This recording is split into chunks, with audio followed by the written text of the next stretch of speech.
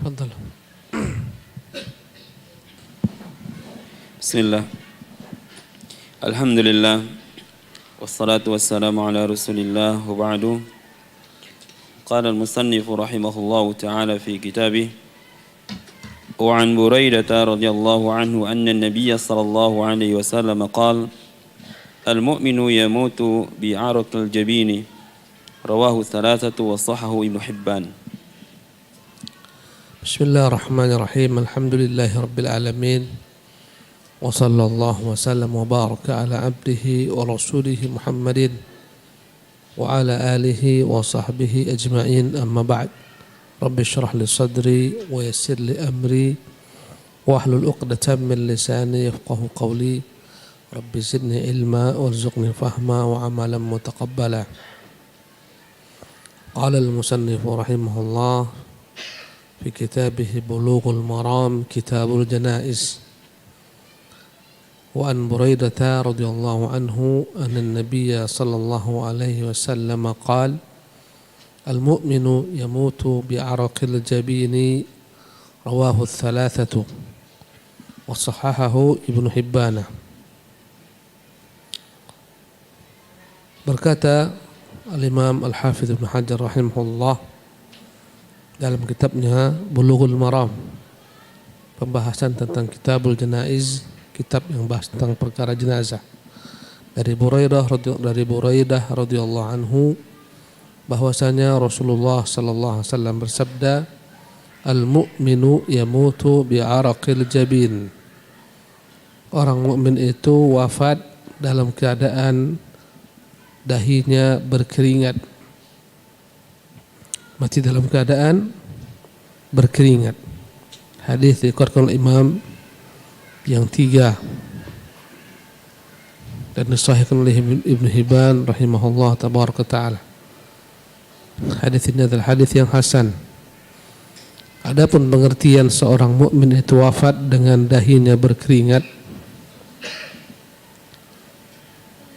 para ulama menyebutkan tafsirannya dengan dua tafsiran. Tafsiran pertama, tafsiran ma'nawi, bahasa kiasan, bahwasanya orang mukmin itu wafat dalam keadaan bersusah payah untuk mencari nafkah dengan cara yang halal, menjauhi yang haram.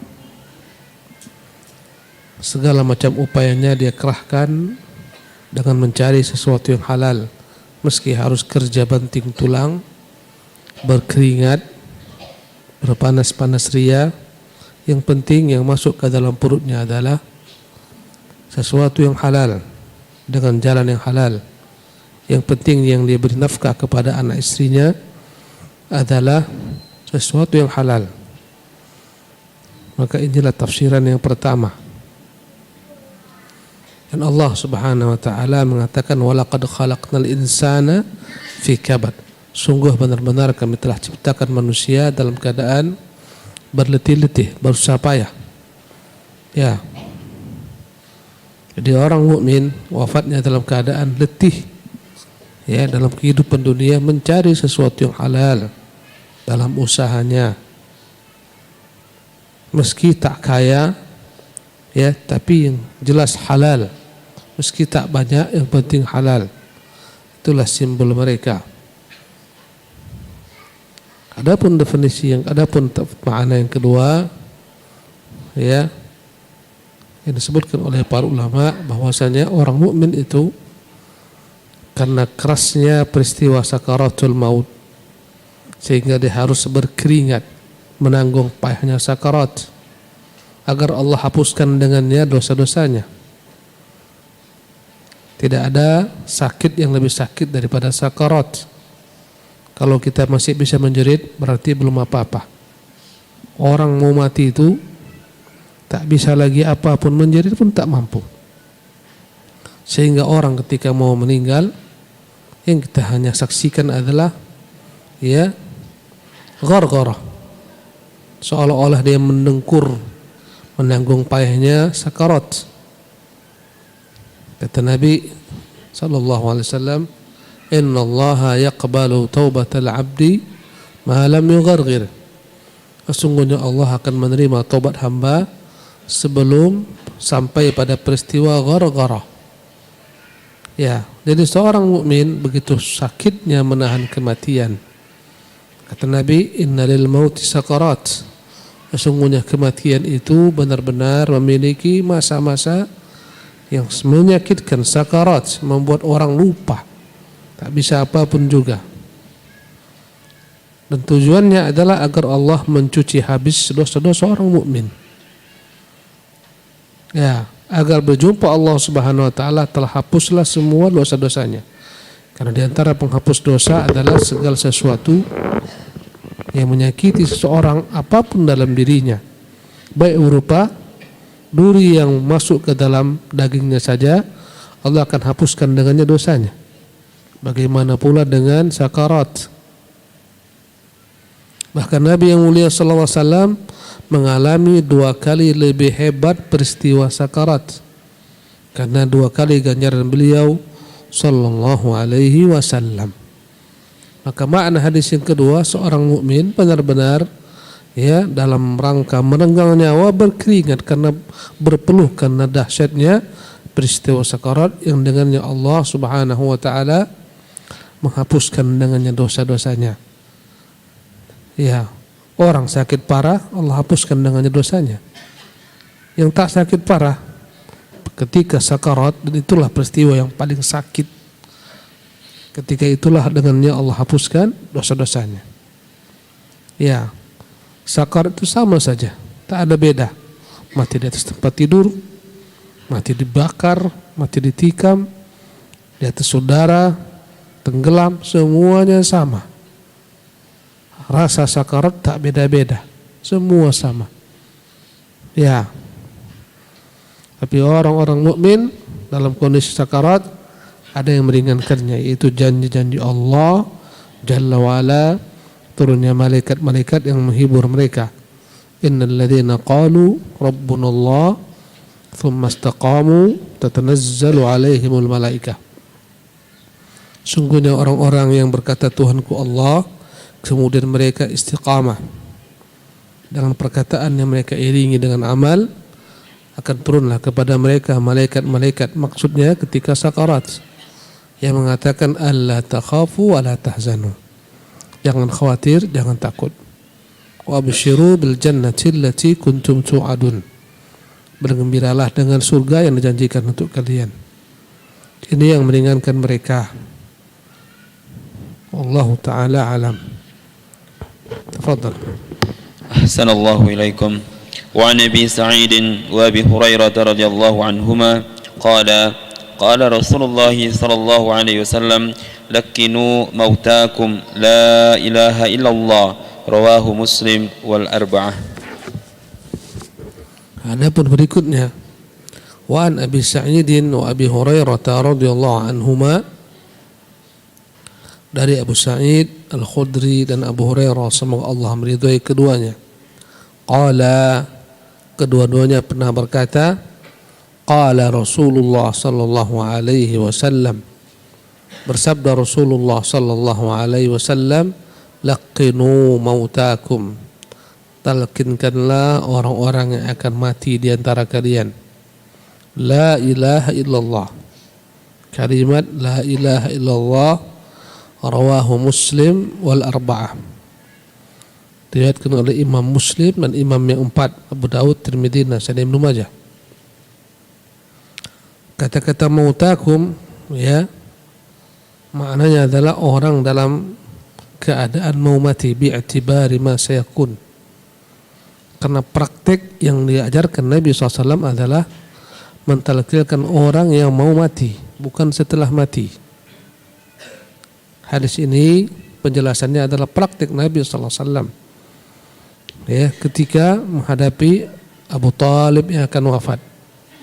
Maka Nabi berkata kepada pamannya, ya ammi, qul la ilaha illallah, wahai paman, ucapkanlah kalimat la ilaha illallah, kalimatan uhajju laka biha indallah, kalimat yang dengannya ku harap dapat menjadikan hujah bagiku untuk memberi syafaat bagimu di sisi Allah. Ini prakteknya. Kata mautakum, orang-orang yang akan mati, bukan yang telah mati. Adapun mentalkinkan orang-orang yang telah mati, tak terdapat padanya keterangan yang sahih daripada Nabi yang mulia sallallahu alaihi wasallam maupun para sahabat-sahabatnya, sebagaimana diperbuat oleh sebagian masyarakat setelah jenazah diletakkan dalam liang lahatnya dan dikuburkan, maka duduklah seseorang yang mentalkinkan, membacakan kepadanya pengajaran, wahai fulan bin fulan, jika datang kepadamu malaikat munkar nakir bertanya kepadamu, man rabbuka, faqul, katakanlah rabbi Allah, Tuhanku Allah. Jika datang kepadamu malaikat munkar nakir bertanya, man nabiyuka, siapakah nabimu, faqul Rasulullah, katakan Rasulullah. Ya, ini adalah perkara yang tidak diperbuat Nabi yang mulia sallallahu alaihi wasallam. Dan hadis ini senada dengan perkataan Nabi yang mulia sallallahu alaihi wasallam yang berbunyi, man kana akhiru kalamihi la ilaha illallah dakhala al-jannah. Barang siapa yang ujung daripada ucapannya adalah kalimat la ilaha illallah, maka dia akan masuk surga. Maka apabila orang dalam kondisi sakarat, talkinkanlah dia kalimat la ilaha illallah. Apabila dia telah mengucapkan kalimat tersebut, maka sudahi. Jangan diajak berbicara dan jangan sampai dia berbicara hal lainnya. Ya, sebagian orang berkali-kali mengucapkan talqin sehingga membuat marah orang dalam kondisi sakarat. Kadang-kadang dia maki, kadang-kadang dia berteriak karena kondisinya sangat mengerikan. Karena itulah ditalqinkan dengan perlahan. Sekiranya dia telah mengucapkan, maka sudahi. Ini makna hadis. Wallahu ta'ala alam. Naam. Ahsanallahu ilaikum. Wa an Ma'qal ibn Yasar radhiyallahu anhu anna an-nabiy sallallahu alaihi wasallam qala iqra'u ala mautakum Yasin. Rawahu Abu Dawud wan Nasa'i wa sahahu Ibnu Hibban. Wa Ma'qil ibn Yasar radhiyallahu anhu, dari Ma'qil bin Yasar, semoga Allah meridhoinya, anna Nabi sallallahu alaihi wasallam qala, bahwasanya Nabi sallallahu alaihi wasallam bersabda, iqra'u ala mautakum Yasin. Bacakanlah untuk orang yang akan wafat di antara kalian bacaan Yasin. Hadis diriwayatkan oleh Abu Daud dan Nasa'i dan disahihkan oleh Ibnu Hibban. Dan hadis ini dilemahkan oleh Imam Al-Hafidz Ibnu Hajar. Berkata Al-Hafidz Ibnu Hajar, al-haditsu dhaif. Hadis ini adalah lemah. Demikian juga Imam Nawawi rahimahullah dalam kitabnya Al-Adhkar, beliau mengatakan isnaduhu dhaifun, sanadnya lemah.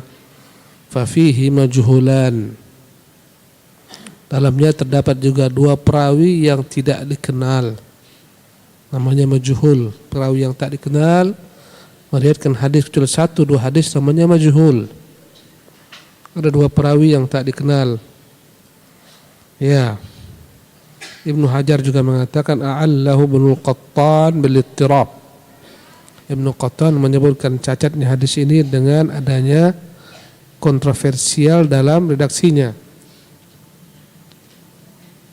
Wabil waqfi, Ibnu Hajar juga mengatakan hadis ini hanyalah berhenti sampai daripada perkataan Ma'qil bin Yasar, tak sampai kepada Nabi yang mulia SAW. Wa bi jahalati hali Abi Uthman wa Abi al-madhkurain fi isnadih, tak dikenalnya dua perawi, Abu Uthman dan ayahnya. Berkata Imam Ad-Darul-Qutni, hadza haditsun dhaifun isnad. Hadis ini lemah sanadnya. Majhulul matan, tak dikenal isinya. Wala yasihu fil babi haditsun, tidak ada satupun hadis yang sah dalam bab ini. Dan hadis ini ada sebagian ulama yang mensahihkannya, dan sebagiannya tadi kita sebutkan melemahkan. Yang rajih dia lemah, dhaif. Adapun yang mensahihkannya, mereka mengamalkan baca Yasin ini ketika dalam kondisi sakarat. Ya, karena kata-kata mautakum sebagaimana hadis sebelumnya bukan orang yang telah mati, tapi orang dalam keadaan sakarat mau mati. Ya, sebagaimana Allah katakan tentang nabinya dalam Al-Quran, innaka mayitun wa innahum mayitun, sesungguhnya engkau akan mati. Jadi makna mayit bukan maknanya sesungguhnya engkau telah mati, akan mati. Sesungguhnya mereka kelak orang-orang kufar yang musuhi akan mati pula. Karena itulah kata mereka dianjurkan membaca Yasin di hadapan orang yang akan mati. Berkata Imam Ahmad rahimahullah, haddatsana Safwan qal, Safwan memberitakan kepada kami, dia berkata, kanatil masyikhatu yaqulun, adalah sebagian daripada orang-orang tua berkata, idza quri'at Yasin indal mauta khuffifa anhum biha. Yasin yang dibacakan terhadap orang yang akan meninggal, dengannya akan diringankan keadaan orang yang sedang sakarat tersebut. Ya. Hadis ini adalah hadis yang tadi dipersisikan oleh jemaah, ya, para ulama-ulama antara mensahihkan yang mendhaifkan. Yang lebih rajih dia adalah dhaif. Kalaupun sebagian mensahihkannya bukan diamalkan setelah wafat, tapi ketika dalam keadaan sakarat. Ya, adapun yang membacakan kepada orang telah meninggal Yasin setelah wafatnya, kembali kepada perkara khilaf antara ulama, apakah sampai bacaan Quran dan amal-amal ibadah lainnya yang diniatkan oleh orang hidup untuk orang yang telah mati. Ya. Dan para ulama telah menyebutkan ada perkara-perkara yang jelas sampai kepada orang telah mati, yang diamalkan oleh orang-orang yang hidup. Ya, di antaranya doa. Allah menyebutkan tentang doa ini, ya, dalam firman-Nya, walladzina ja'u min ba'dihim yaqulun, dan adapun orang-orang yang datang setelah mereka berdoa, Rabbana ighfir lana wa li ikhwanina alladzina sabaquna bil iman. Ya Allah, ampunkanlah kami dan saudara-saudara kami yang terlebih dahulu mendahului kami dengan keimanan. Karena itulah salat jenazah itu bermanfaat. Salat jenazah intinya apa? Doa. Ini sampai insya Allah bermanfaat. Ada 40 orang berdiri, tak ada pada mereka yang berbuat kesyirikan, menyelenggarakan salat terhadap jenazah, kecuali Allah akan terima syafaat mereka. Ya, sebagaimana doa masuklah ke dalamnya istighfar, memintakan ampunan untuk mereka, dan istighfar bagian daripada doa. Kemudian yang masuk, ya, dalam dalil sampainya bermanfaatnya amalan orang hidup untuk orang meninggal adalah sedekah.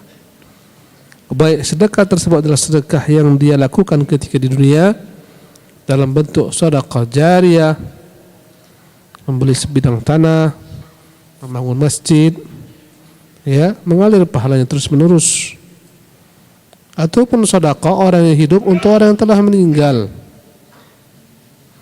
Ya, sebagaimana Aisyah radhiyallahu anha menyebutkan bahwasanya Sa'ad bin Ubadah berkata, ya Rasulullah, inna ummi matat. Ya Rasulullah, sesungguhnya ibuku uftulitat nafsaha walam tusi falaha ajrun in tasaddaqtu anha. Qala na'am. Ibuku keburu meninggal, wafat, sebelum dia sempat mewasiatkan apapun dari hartanya. Apakah kira-kira bermanfaat jika aku bersedekah untuknya? Kata Nabi, ya, bersedekah bermanfaat untuk orang meninggal. Apalagi jika yang melakukannya adalah anaknya sendiri, dan anak itu adalah merupakan hasil daripada usaha kita. Kata Nabi,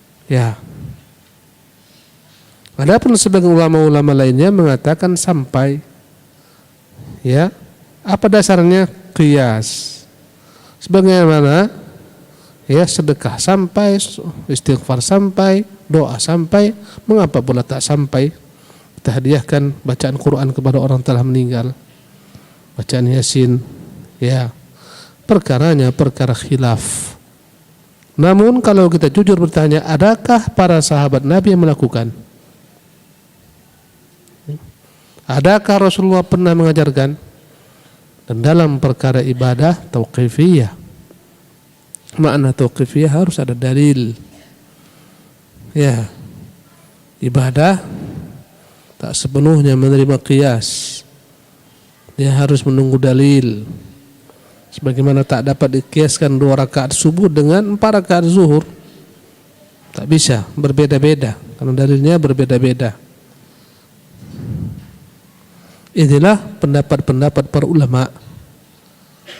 Ulama-ulama Hanabilah dan Hanafiyah membolehkan. Di negeri kita apa? Syafi'iyah.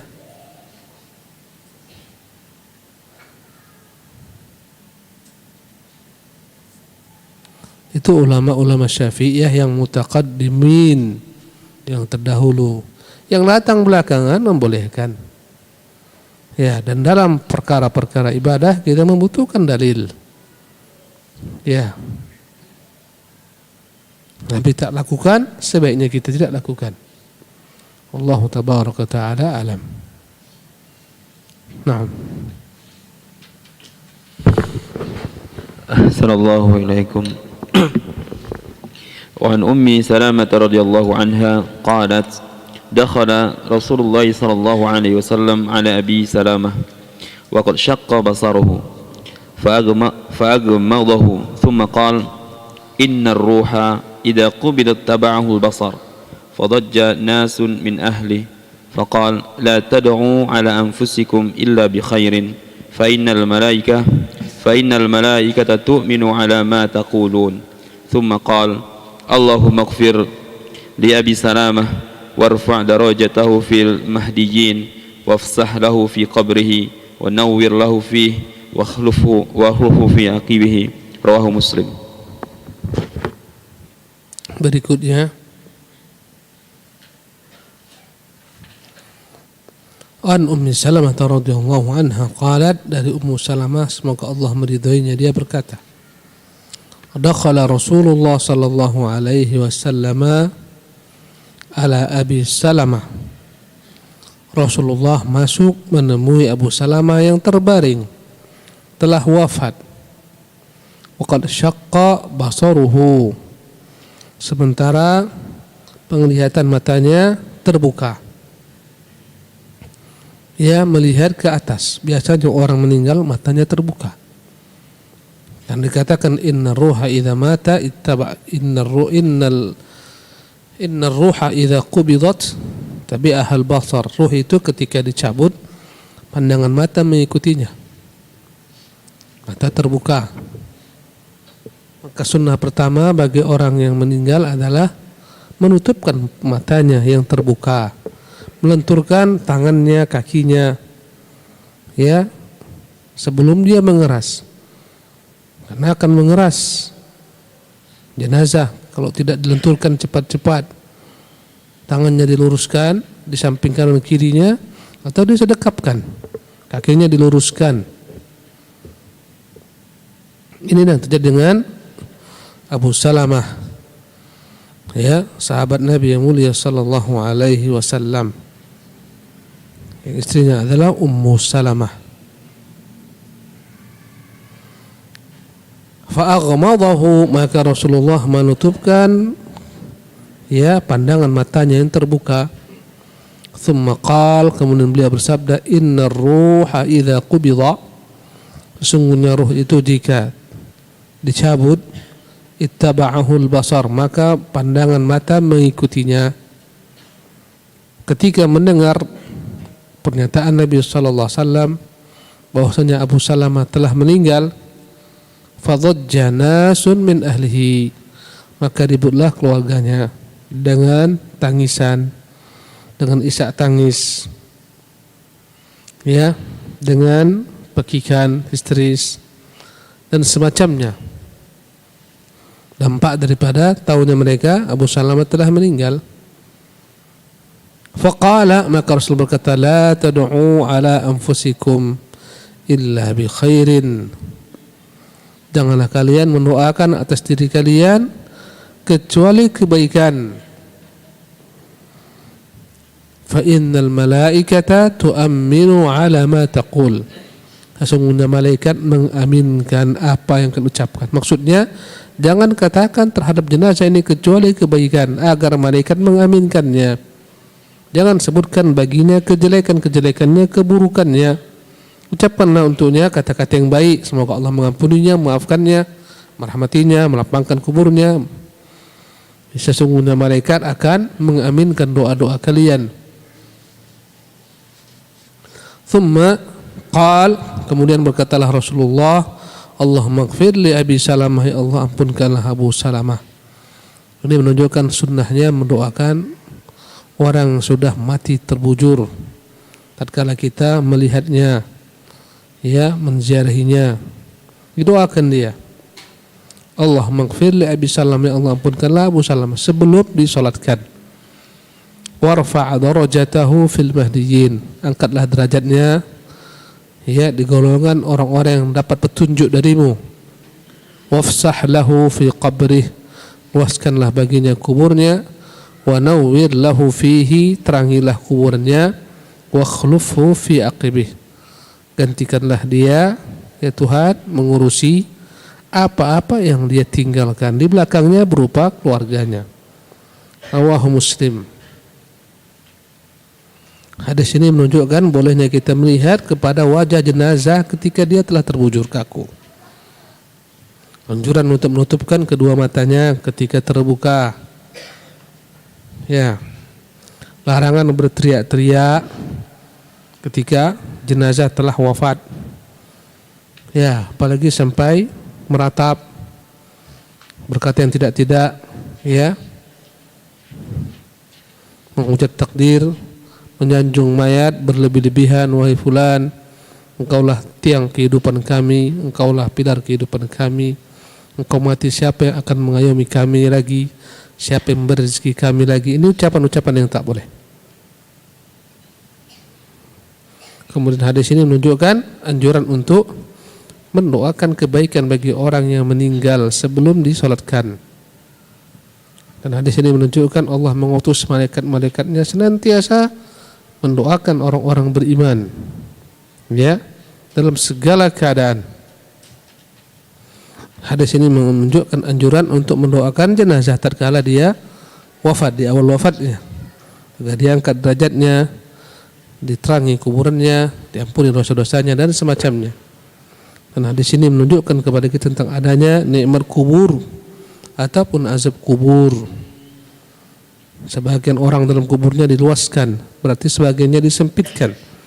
Sebagian orang diberi cahaya, berarti sebagiannya gelap gulita. Sebagian orang diangkat derajatnya, sebagian orang dibenamkan. Begitulah seterusnya.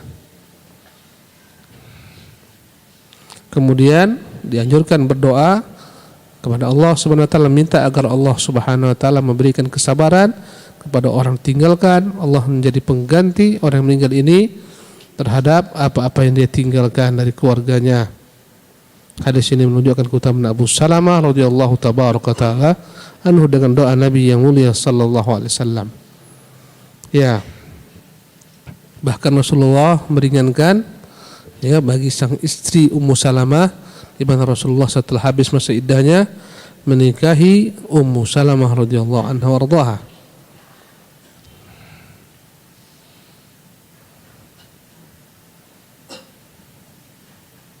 Dan Abu Salamah adalah dari Bani Makhzum, orang-orang yang pertama memeluk Islam.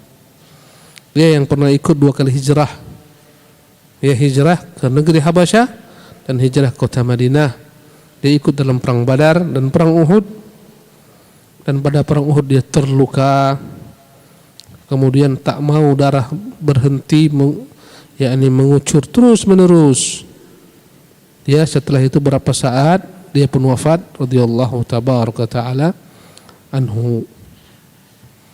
Inilah ikhwatul fillah kajian kita malam hari ini. Ada sisa waktu mungkin 3 menit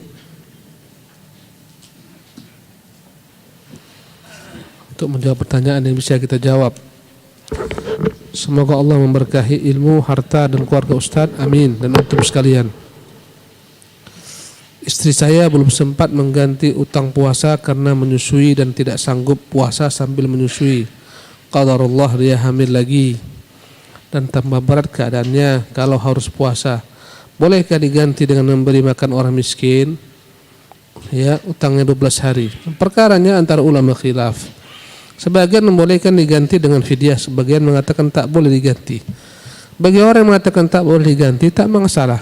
Nanti ketika dia tidak hamil, tak menyusui, dia ganti yang tinggal. Tak ada orang yang hamil dan menyusui terus menerus sepanjang hidupnya. Kapan dia tak menyusui, kapan dia tak hamil, dia ganti. Jika dia memilih pendapat bolehnya membayar fidyah, silahkan. Dan itu perkataan sebagian sahabat radhiyallahu anhu warḍah.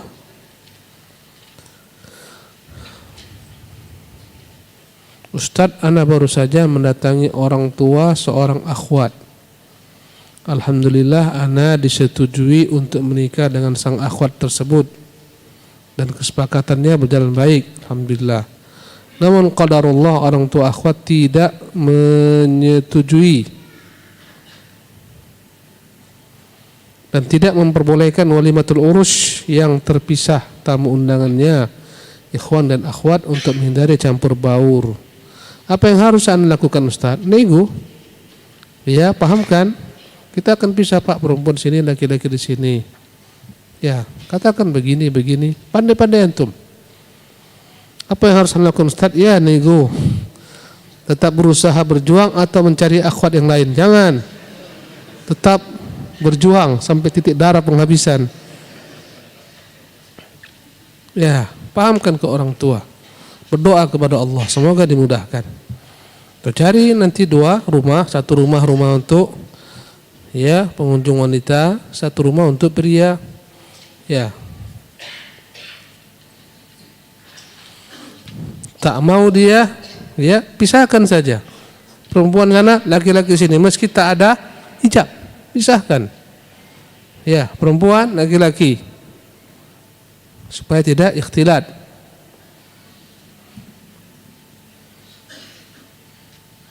Seorang ibu yang melahirkan anak begitu sakit, ya, apakah bisa menggugurkan dosa-dosanya? Iya, insya Allah.